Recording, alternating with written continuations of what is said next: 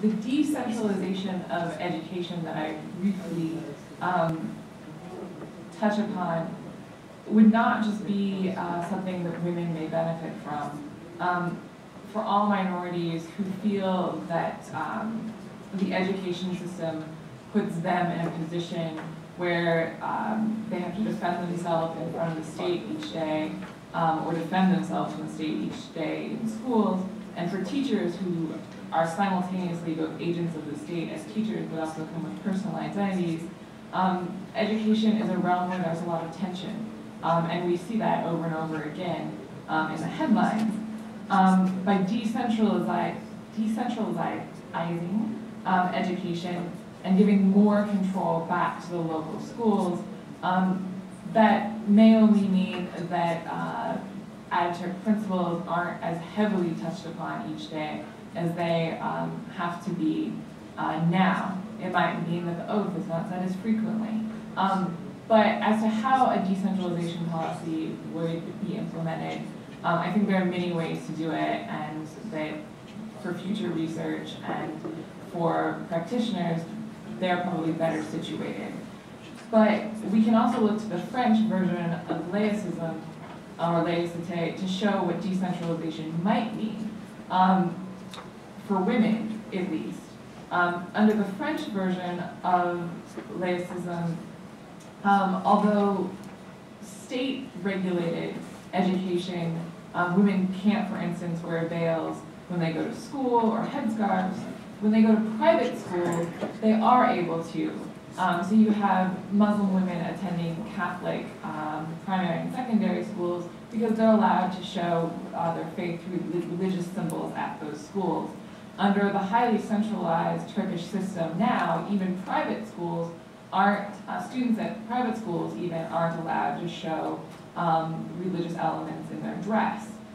So one way to go about a decentralization might mean giving a little more latitude to private schools so that there is more space for that form of identity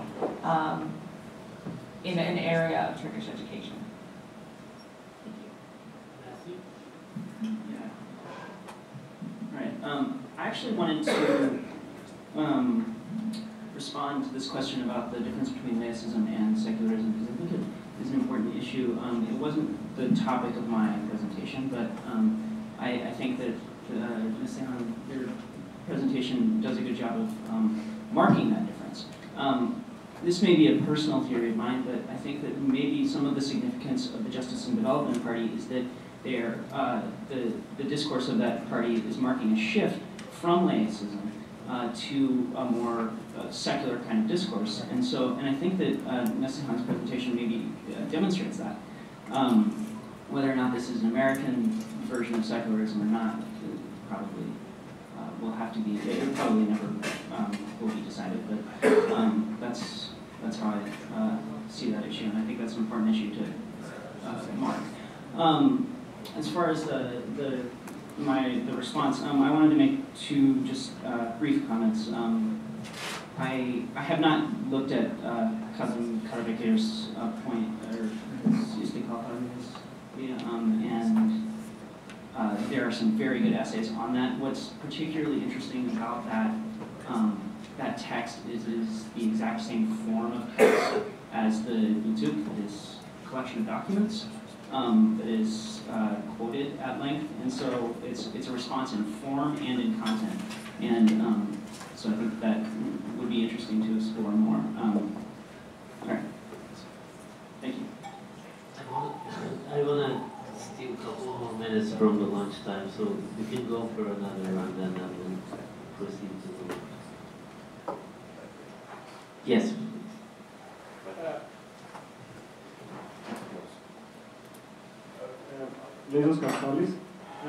I was wondering if Muslimism is a concept that is transferable to other regions. I'm thinking especially of, let's say, Dubai. I was reading about the Tower of Eve recently. That is a tower devoted to just women, business women. So, but I think the political and cultural circumstances there are very, very different. So does Muslimism depend on particular cultural circumstances? That's a very good question and very thorough. Let's take. And because I forget all of them, and then I'm like, I don't know. I wrote them over. Are there more questions? Well, go ahead then. Okay. Yes, so this is a really good question.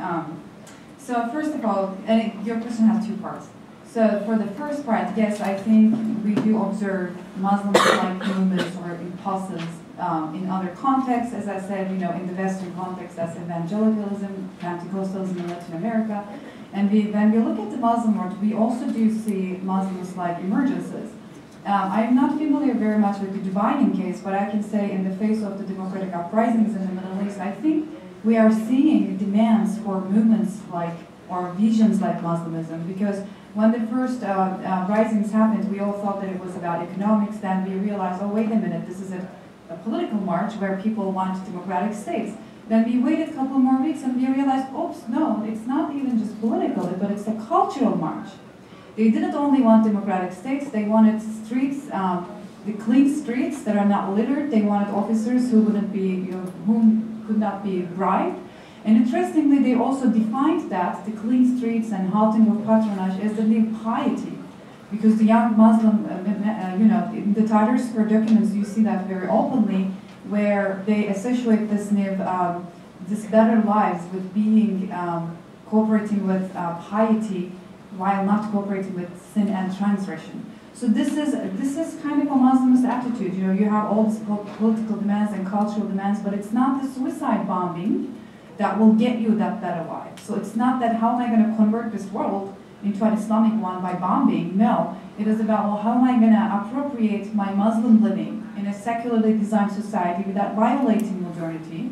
And as being a Muslim majority country, how can I how can I promote a liberal polity?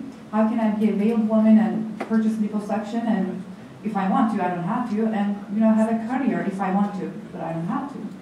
So yes, we do see that. When it comes to the conditions, I would say, as a sociologist, now I don't know all the conditions in the Middle East and so forth, but when we look at the American case, the case in America and Turkey is probably the opposites of each other, because Muslimism emerged in Turkey when this state was retreated. Okay, so it emerged by this withdrawal of statism and Islamist establishments at the same time. In the American case, I'm not sure if that's necessarily what happened with the evangelical rise. But we do see evangelicalism having a similar content. So I guess the answer would be, even if there are different conditions, you might have similar outcomes. Okay, thank you. I guess it's lunchtime. Please join me in thanking our panelists.